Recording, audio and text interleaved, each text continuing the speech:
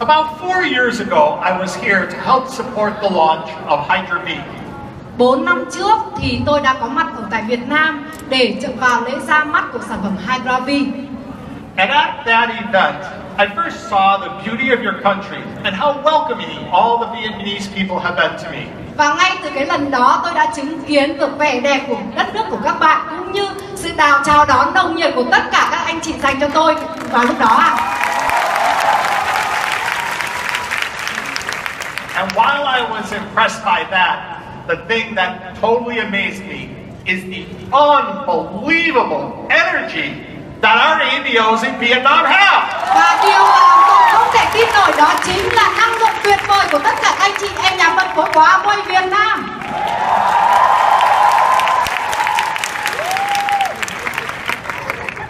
And so when I was offered the opportunity to come back and help support our newest product, the Signature Select Serum, my answer was absolutely yes. Và khi mà tôi có được cơ hội để quay trở lại đất nước Việt Nam để trong lễ ra mắt của sản phẩm serum tinh chất mới, thì câu trả lời của tôi là chắc chắn là đồng ý ạ. And hopefully today, in our presentation, you will see all the exciting advances that Artistry has taken. Và tôi hy vọng rằng trong cái buổi sự kiện ngày hôm nay, các anh chị sẽ nhìn thấy tất cả những điều tuyệt vời mà Artistry đã tạo ra. And with our newest product, Artistry is actually moving to the position of the leader in the skincare business. Và với sự ra mắt của dòng sản phẩm này thì Artistry đã chính thức bước vào vị trí dẫn đầu trong ngành làm đẹp của thế giới các anh chị.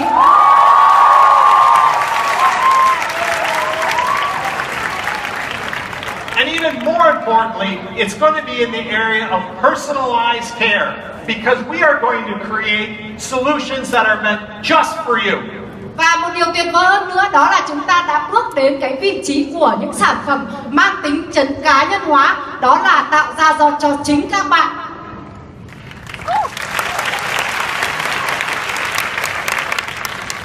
So when I taught at the university, the one thing I found that was very important is help the audience understand where we are going.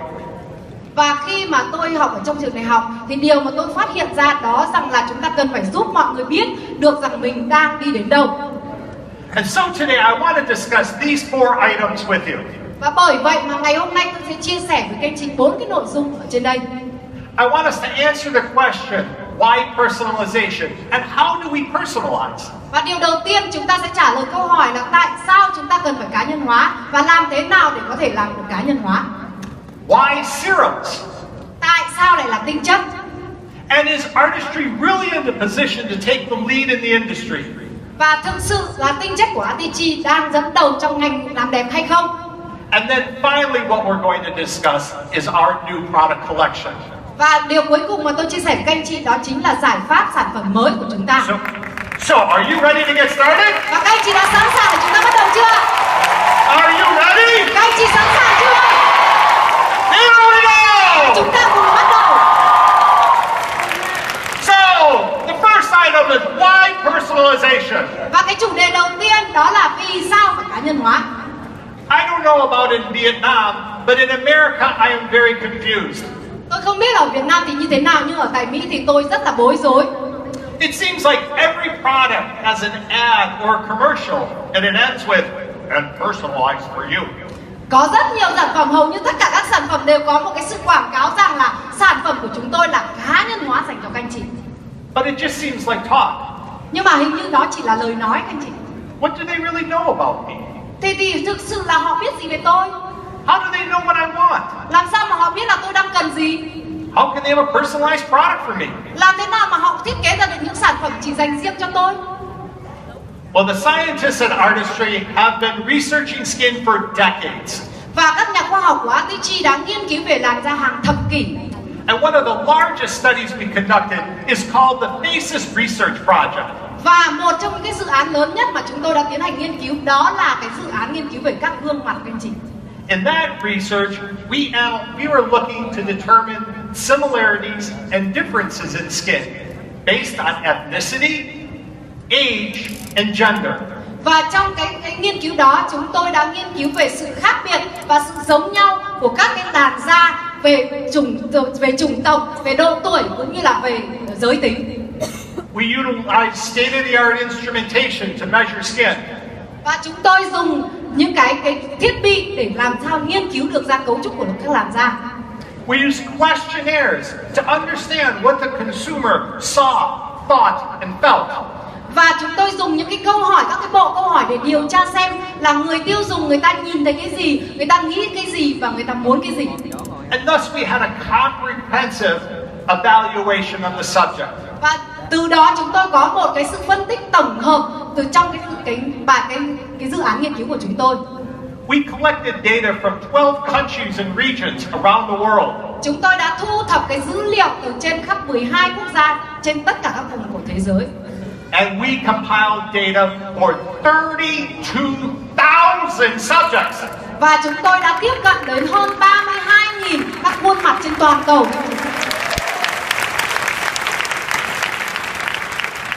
I think we know a lot more about skin than our competitors. Và tôi nghĩ rằng các anh chị biết rằng là những cái đối thủ cạnh tranh trong ngành về làm đẹp của chúng ta, đúng không ạ? Because in that study, when we began to unpack all of the data that was collected, bởi vì thông qua cái nghiên cứu đó thì khi chúng tôi giới thiệu tất cả những cái kết quả trong cái quá trình nghiên cứu đó ấy, we determined that over 97% of the women had more than one skin concern. Thì chúng tôi phát hiện ra rằng 97% người phụ nữ trên thế giới có hơn một vấn đề quan tâm về da. And those main concerns that we collected from around the world were as follows. Và những vấn đề chính mà chúng tôi thu thập trên toàn cầu là những cái vấn đề như sau. There were concerns with dry, dehydrated skin. Họ có vấn đề về làn da khô. Skin that lacked luster. Và họ có cái vấn đề về làn da không đều màu. Concerns with dark spots. Và họ có vấn đề về đốm nâu. As well as wrinkles and sagging skin. Cùng với vấn đề về nếp nhăn và sự chảy xệ. This was major. Và đây là điều chính. Because it impacted every layer of the skin. Bởi vì là tất cả những cái vấn đề này nó đang bị ảnh hưởng vào tất cả các tầng của làn da của chúng ta. To solve these problems, we were going to have to rehydrate skin at the highest level. Và để mà giải quyết những vấn đề này thì chúng tôi có cái giải pháp để tăng độ ẩm cho cái tầng trên, bề mặt trên cùng của làn da. In the middle layer of skin, we are going to have to determine how do we brighten it and address the spots. Và ở tầng giữa của làn da thì chúng tôi phải giải quyết những vấn đề là làm thế nào để cho da đều màu, sáng màu hơn cùng với cách xử lý các cái đốm nâu. And then the hardest challenge. Và cái tầng khó nhất cuối cùng. How are we going to address the lowest level of skin, where wrinkles and sagging start? Làm thế nào để chúng ta giải quyết những vấn đề ở tầng sâu nhất của làn da, đó chính là nếp nhăn và sự chảy xệ. This was going to be a big challenge. Và đây chính là một cái thách thức rất là lớn. Now let's bring it a little closer to home. Và bây giờ chúng ta hãy đến với những cái gì gần gũi hơn với gia đình của chúng ta. I told you we were going to be studying skin and how it varied based on age. Và tôi đã chia sẻ với các anh chị là chúng tôi nghiên cứu về làn da dựa trên độ tuổi này. Based on the data from thousands of Asian women, we have these following charts for you to evaluate. Và dựa trên hàng nghìn những cái kết quả từ những người phụ nữ từ châu Á, chúng tôi có cái kết quả như sau. And you can see in this upper graph, it represents wrinkles. Và chúng ta nhìn lên cái biểu đồ trên là biểu đồ A ấy, thì chúng ta có vấn đề về nếp nhăn. All of these charts look at ages between 20 and 60 years old. Và tất cả những người được nghiên cứu này nằm trong độ tuổi từ 20 đến 60 tuổi. From all Asian women. Từ tất cả những người phụ nữ ở châu Á. We see in this that while wrinkles are a concern at the early age, và chúng tôi nhìn thấy cái kết quả rằng là người phụ nữ châu Á thì có vấn đề về nếp nhăn ngay từ lúc tuổi còn trẻ. It's at about the age of 40 where there's a rapid increase in the concerns about fine lines and wrinkles. Và từ sau độ tuổi 40 thì cái vấn đề về nếp nhăn này càng ngày càng tăng cao hơn. Now, alternatively, và trong khi đó, this lower graph looks at spots, an uneven skin tone. Và ở cái biểu đồ B thì chúng tôi nghiên cứu vào cái sự không đều màu của làn da và các đốm nâu. The most rapid increase in concern is between the ages of 20 and roughly 35. Và cái tốc độ mà các cái vấn đề xảy ra về đốm nâu và không đều màu thì nó xảy ra từ 20 cho đến 35 tuổi. And then it does continue to increase, but at a much slower rate. Nhưng mà sau cái độ tuổi 35 thì cái tốc độ đó nó chậm đi dần. So this data is clear. Và cái con số này, cái dữ liệu này rất là rõ ràng. What is going to concern the woman the most in her 40s is very different from a woman in her 20s. Các cái vấn đề về làn da của người phụ nữ ở tuổi 40 thì khác rất nhiều so với vấn đề của làn da phụ nữ ở tuổi 20. In your 40s, you're going to be more worried with wrinkles, while in your 20s, more worried about spots and uneven skin tone. Ở những tuổi 40 trở đi thì họ có nhiều vấn đề hơn về nếp nhăn, nhưng ở tuổi 20 thì họ quan tâm nhiều hơn đến cái vấn đề về đốm nâu. So is there a difference in women's needs at different ages? Thế nên các anh chị có thấy sự mối quan tâm vấn đề khác nhau về da của phụ nữ ở độ tuổi khác nhau không ạ? Right.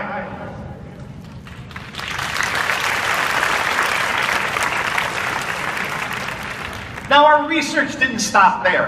Và cái nghiên cứu của chúng tôi thì không dừng lại ở đó. In actuality, what we found is that there is an interrelationship between all 5 of these skin concerns. Và chúng tôi đã phát hiện ra rằng có mối tương quan giữa 5 cái vấn đề về làn da của phụ nữ mà chúng tôi đã nghiên cứu ra.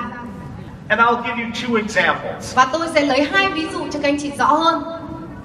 There's a relationship between what's H, which is hydration, and W, which is wrinkles. Có một mối tương quan rất chặt chẽ giữa về sự thiếu nước của làn da với nếp nhăn. Most often when skin is dehydrated, that's when you get dry, tight feeling skin. Khi mà làn da của chúng ta thiếu nước thì sẽ khiến cho da của chúng ta bị khô và bị căng. But after years of having dehydrated skin, you now have an increased probability of early onset of wrinkles. Và nếu chúng ta duy trì cái tình trạng da thiếu nước này trong nhiều năm thì sẽ dẫn đến cái vấn đề có cơ hội khả năng rất lớn xảy ra là nếp nhăn sẽ xuất hiện. And thus there's an interrelationship between those 2 factors. Đó chính là sự mối liên quan giữa hai cái yếu tố này. One, the hydration is early in life. Một, đó chính là sự thiếu nước của làn da. And 2, the wrinkles will be coming sooner to you. Và sẽ dẫn đến là các nếp nhăn sẽ đến sớm hơn với chúng ta. In the second example, it's a relationship between sagging skin and wrinkles. Và một cái ví dụ thứ hai đó là ví dụ liên quan giữa nếp nhăn và sự chảy xệ. In these situations, we're looking at the deepest layer of skin. Và trong cái tình huống này thì chúng ta đang nhìn vào cái tầng sâu nhất của làn da. And the basic building blocks that help support the skin, yet allow it to be flexible.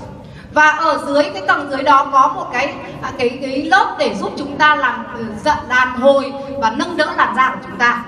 And a breakdown in both of these areas can cause both of these problems. Và khi mà cái lớp đó bị đứt gãy hay bị sập xuống thì nó sẽ diễn ra cả hai, nó sẽ gây ra cả hai cái vấn đề này. So when I asked you, do we understand enough about skin and artistry? Và các anh chị, tôi muốn hỏi các anh chị rằng là các anh chị có hiểu về làn da đủ nhiều để có vẻ trong Artistry không ạ? And we look at our data that shows that women most often, 97% of the time, have more than one skin concern. Và chúng ta thấy là trong dữ liệu chỉ ra rằng là 97% phụ nữ đã có hơn một vấn đề về da. That there are 5 major skin concerns globally. Và có 5 vấn đề về làn da trên toàn cầu mà phụ nữ thường mắc hoặc thường gặp. That skin concerns vary by age. Và các cái vấn đề về làn da nó thay đổi theo độ tuổi. And that there's an interrelationship between these skin concerns. Và tiếp theo nữa là có mối tương quan giữa 5 cái vấn đề về làn da này với nhau. Do you think Artistry has learned a lot about skin? Các anh chị có thấy rằng Artistry đã quan tâm rất nhiều đến làn da không ạ? Do you think they're in the position to start moving toward personalization? Các anh chị có thấy rằng Artistry xứng đáng để đi đến cái cấp độ cao hơn, đó chính là cá nhân hóa không ạ? Yes. And what we are going to need to do, because there are a number of concerns, we need to have a multifaceted approach to dealing with these challenges. Và làm thế nào để chúng ta có thể vượt qua được những cái thách thức này của làn da? Đó là chúng ta cần phải tiếp cận với nhiều cái mục đích khác nhau cùng một lúc. And the scientists at Artistry are ready to take on that challenge. Và các nhà khoa học của Artistry đã sẵn sàng để đối mặt với những cái thách thức đó.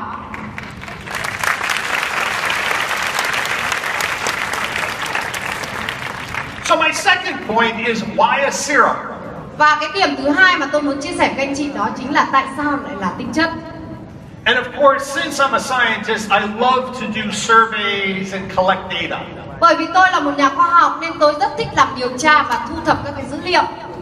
So will you allow me to do an experiment right now? Các anh chị có đồng ý cho tôi làm một cuộc thử nghiệm ở đây không ạ?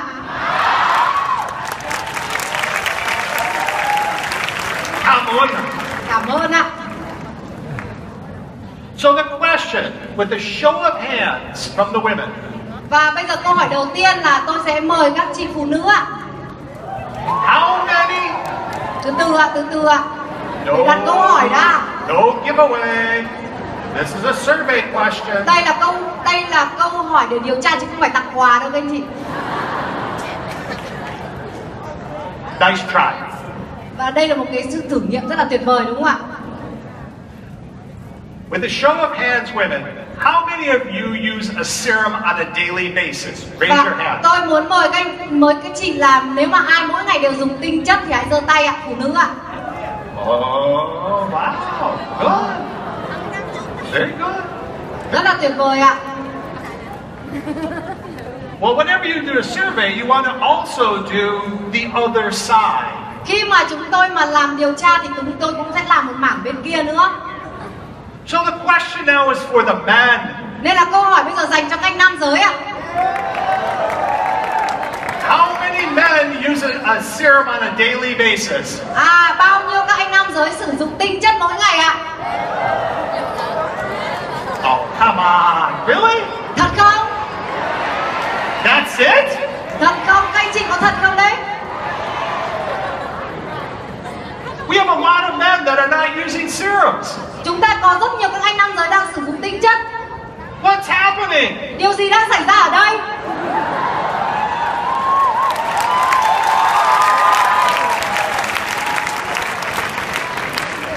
Gentlemen, our ladies are working so hard to keep their skin looking beautiful and young and resilient.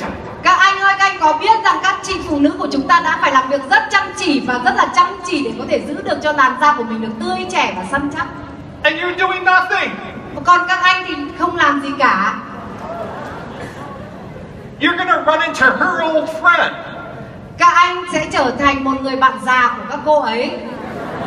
And she will say to your wife, "Wow, your skin is beautiful. What are you doing?" Và khi mà cô ấy nói với vợ của các anh rằng là da của cô ấy rất là đẹp thì các anh sẽ làm gì? And she's gonna say, "I've been using Artistry, and I use a serum every day." Và cô ấy sẽ chia sẻ rằng là tôi dùng serum tinh chất mỗi ngày và tinh chất đó của Artistry. And then she's gonna whisper to your wife. Và cô ấy sẽ nói với vợ của anh rằng, "Hey, what happened to him? Này, điều gì đang xảy ra với anh ta đấy? He looks old." Anh ấy trông rất già.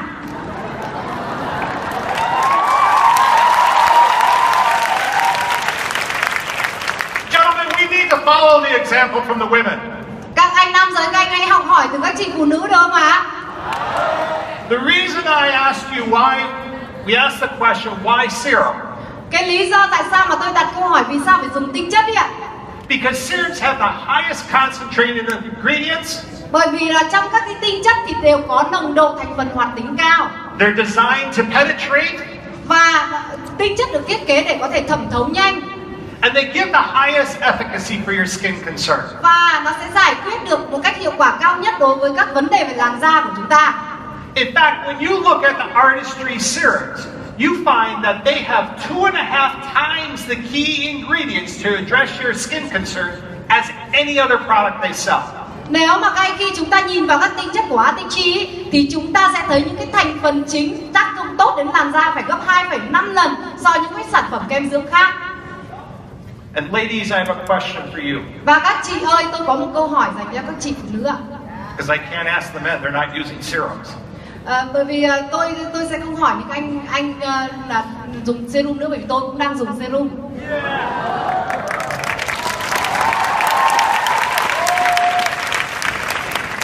I'm sorry, that's what the data shows. Tôi xin lỗi nhá, là bởi vì đây là những cái gì là số liệu nó chỉ ra. Do you notice that the serums rapidly penetrate into your skin? Các chị có biết rằng là tinh chất thì thẩm thấu rất nhanh vào làn da của chúng ta không ạ? That they absorb quickly. Nó thẩm thấu rất là nhanh, tốc độ rất là nhanh ạ. That is by design. Đó chính là bởi vì được thiết kế như vậy. We want to make sure that these precious ingredients rapidly enter the skin at all levels to address your skin concerns. Bởi vì chúng tôi muốn chắc chắn rằng những cái thành phần tuyệt vời này trong tinh chất sẽ nhanh chóng thẩm thấu xuống từng lớp, tất cả các tầng lớp của làn da để có thể giải quyết được những vấn đề mà làn da đang mắc phải. And therefore, the combination of the highest concentrated formulas with the rapid penetration creates the greatest results for addressing your skin concerns. Bởi vậy mà trong tinh chất là có cái thành phần hoạt tính nồng độ cao, có tốc độ thẩm thấu nhanh để có hiệu quả tối ưu nhất cho làn da của chúng ta. Do you agree? Các anh chị có đồng ý không ạ? Yeah! But I want to send you a little bit extra message. Nhưng mà tôi muốn gửi đến các anh chị một cái thông điệp rất là quan trọng. I need to be very clear. Tôi phải rất là rõ ràng ở cái phần này. You can't use just a serum. Chúng ta không thể chỉ dùng mỗi tinh chất. Yes, they have the highest ingredients and they penetrate the best. Đúng là tinh chất thì có nồng độ cao nhưng và có khả năng thẩm thấu nhanh. However, you still need to use a moisturizer. Nhưng mà chúng ta vẫn phải cần dùng kem dưỡng ẩm sau đó. That moisturizer sits on the top layer of skin and it helps lock in all those key ingredients. Và kem dưỡng giúp chúng ta là một lớp bề mặt bảo vệ trên cùng của làn da để khóa tất cả những cái thành phần tốt của tinh chất để tác động hiệu quả nhất trong làn da mà không bị bay ra ngoài. And thus, through the combination of a serum and a moisturizer used together is the best possible way to address your skin concerns. Thế nên là để giải quyết một cách hiệu quả nhất cho làn da của chúng ta thì chúng ta cần phối hợp giữa tinh chất và kem dưỡng. Đấy là một sự phối hợp hoàn hảo ạ. Do you agree? Các anh chị có đồng ý không ạ?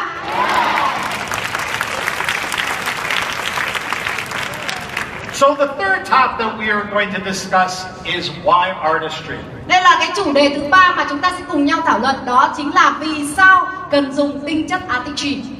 Artistry has always been infused with nature, perfected by science, and thus leading the way to a personalized product. Và bởi vì tinh chất từ Artistry lấy cảm hứng từ thiên nhiên và hoàn thiện cùng với khoa học cũng như là cá nhân hóa dành cho chính các anh chị. So, artistry has always searched the globe to find the best natural ingredients to help your skin health. Và các nhà khoa học của Artistry thì liên tục tìm kiếm các cái nguồn thực vật tối ưu trên toàn cầu để đem lại cái thành phần từ thiên nhiên nhất để giải quyết các cái vấn đề làn da của chúng ta. And one of the best areas for these natural ingredients are botanicals. Và một trong những cái nơi mà có những cái tinh chất tốt nhất đó là tại những cái trang trại. But artistry has an advantage over every single other skincare company. Và Artistry thì khác biệt hơn hẳn so với bất kỳ một công ty làm về mỹ phẩm nào khác. We have Neutralite. Bởi vì chúng ta có Neutralite.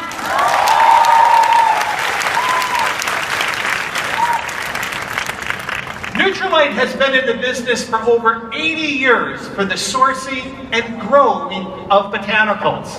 Và các anh chị có biết là Neutralite đã có hơn 80 năm lịch sử trong cái trồng trọt và thu hoạch tất cả những cái thực vật từ hữu cơ.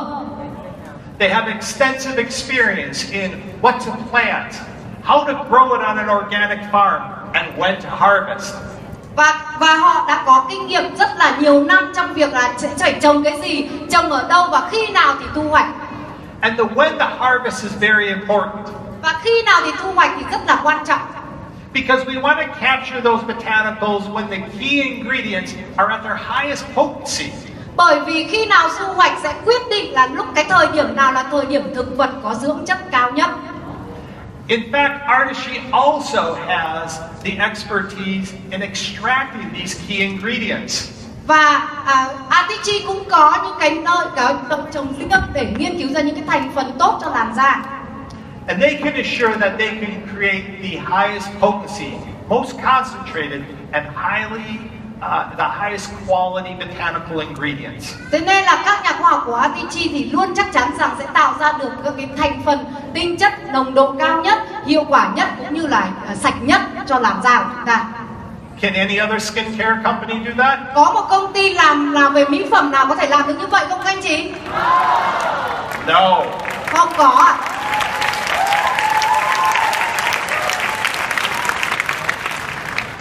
And so the scientists at Artistry turned to our colleagues at Nutrilite. Và bởi vậy mà các nhà khoa học của Artistry đã tìm đến các nhà khoa học của Nutrilite. With their assistance, they were identifying key botanicals that could be used for skin health benefits. Và họ tìm ra được các cái loại thực vật được chọn để tốt nhất cho làn da của chúng ta. And together, the scientists were able to create a 100% phyto-infused water. Và đó chính là lý do tại sao mà các nhà khoa học đã nghiên cứu ra cái nguồn 100% nước thực vật giàu dưỡng chất. And they also work together to determine how do they maintain that peak potency of these phytochemicals. Và họ cũng nghiên cứu ra làm thế nào được duy trì một cách hiệu quả tối đa về chức năng của các thực vật này. And in the end, they identified 5 key Nutrilite source botanicals. Và đó chính là lý do mà các nhà khoa học đã tìm ra 5 cái thành phần tối ưu nhất cho làn da. There were acerola cherry, Đó chính là Artistry cherry, blackcurrant, quả lý chua đen, green tea, trà xanh, pomegranate, quả lưu and spinach. và rau chân vịt. Have you seen these before? Các anh chị đã nhìn thấy những thứ này trước đây chưa ạ? You must know a little bit about Nutrilite. Các anh chị đã cũng biết sơ về Nutrilite rồi đúng không ạ? Well, now let's take a little closer look at these botanicals. Và bây giờ chúng ta cùng nhìn sâu hơn nữa vào các loại thực vật này ạ. Green tea has for a long time been known in the Asian cultures for its antioxidants. Có phải là trà xanh đã được biết đến rất là nhiều năm ở tại châu Á về chống oxy hóa không ạ? In addition, blackcurrant and spinach have high antioxidants. Và quả lý chua đen cùng với rau chân vịt cũng có một cái hàm lượng chống oxy hóa rất cao. In addition, you may remember pomegranate from Ideal Radiance and the brightening effect it can have on skin. Và các anh chị cũng có nhớ về quả lưu xuất hiện ở trong sản phẩm Ideal Radio đúng không ạ? Và để giúp cho làn da sáng hơn. And of course, we know Nutrilite's acerola cherry, correct? Và đương nhiên là chúng ta sẽ biết quả Artistry cherry của Nutrilite đúng không ạ? It's known for its antioxidants as well as its brightening in skin. Và Artistry cherry được biết đến là một nguồn nguyên liệu để chống oxy hóa cũng như là chóng sáng cho làn da. But did you realize that there are new findings on acerola? Sorry. Do you know that there are new scientific findings on acerola cherry? Và các anh chị có biết là có một cái phát hiện mới về khoa học về cái quả Artistry cherry không ạ?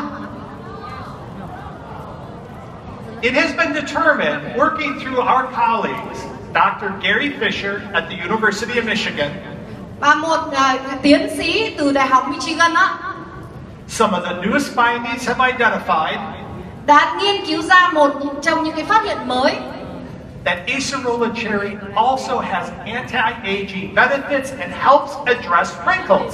Và Artistry có tác dụng trong chống lão hóa về việc điều chỉnh và cải thiện nếp nhăn các anh chị. This is brand new findings. Các anh chị có thấy mới về điều này không ạ? And together, these 5 botanicals were chosen because collectively, bởi vì là tại sao 5 cái thành phần thực vật này được lựa chọn, bởi vì chúng hỗ trợ và tương tác lẫn nhau. they have high antioxidants, brightening, and soothing for the skin. Để giúp cho làn da của chúng ta chống oxy hóa, trắng sáng và mềm mịn hơn. The second category is perfecting this nature with science. Và một cái mảng nữa mà tôi muốn nhắc đến đó chính là tính hiệu quả thông qua cái dưỡng chất giàu thực vật này. You cannot just simply rub these ingredients on your skin and they magically go into your skin. Chúng ta không thể nào mà chỉ có thoa cái tinh chất lên đề ra và nó tự động chạy vào sâu bên trong. So the scientists have to figure out ways to increase the penetration. Thế nên là các nhà khoa học đã phải nghiên cứu làm thế nào để tăng tính hiệu quả của tinh chất. But the scientists knew that they wouldn't accept just what levels of penetration we had before. Và các nhà khoa học cũng vẫn không chấp nhận về cái mức độ hiệu quả mà mình đã có trước đây. And therefore they created a new base formula that increased penetration of key ingredients by 175%. Đó chính là lý do tại sao mà các nhà khoa học đã nghiên cứu ra một loại tinh chất nền để tăng tính hiệu quả các tinh chất chuyên sâu lên 175%.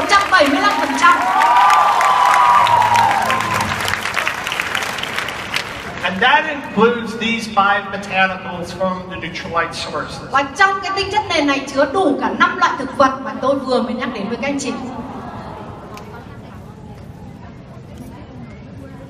Now, when you're designing a product, you also have to look at synergy or harmony between your treatments. Và khi mà chúng ta có được công thức cho làn da, chúng ta cũng phải để ý đến cái sự hòa hợp và sự tương hỗ của các cái thành phần trong cái sản phẩm của chúng ta đối với làn da.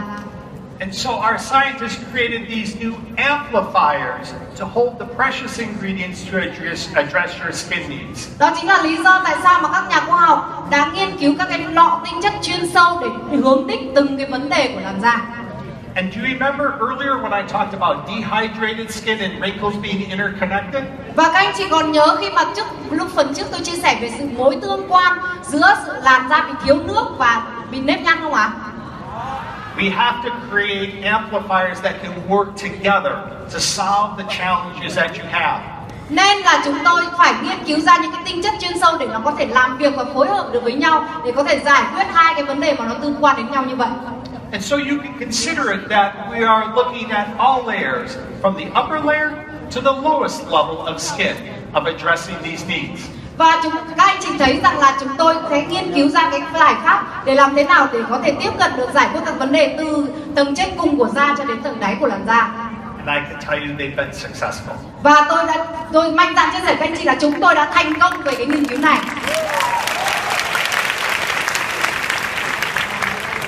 I also gave you a second example of interdependencies. Và tôi cũng cho các anh chị cái ví dụ thứ hai về mối tương quan giữa các vấn đề về làn da.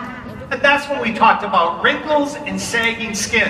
Đó là giữa mối tương quan giữa làn da bị nếp nhăn và làn da chảy xệ.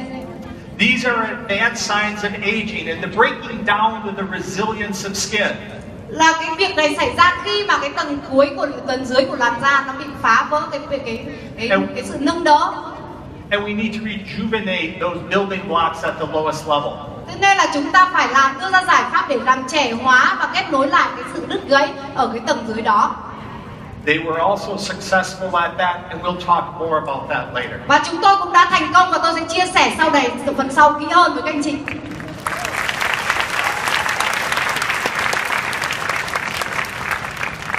And so now that we've completed the first half of the talk, và chúng ta đã cùng nhau vừa hoàn thiện cái phần đầu của cái bài chia sẻ của tôi ngày hôm nay.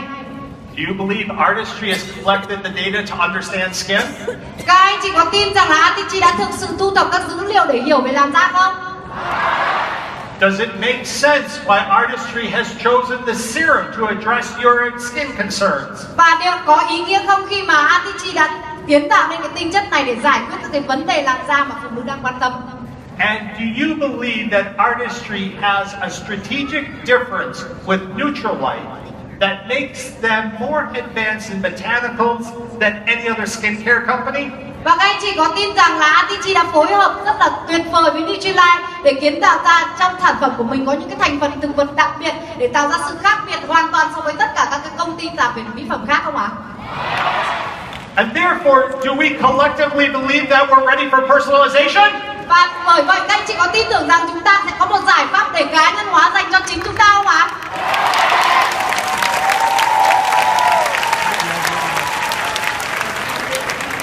Let's take a look at a video that introduces our new product line. Và bây giờ chúng ta sẽ cùng xem một đoạn video clip ạ.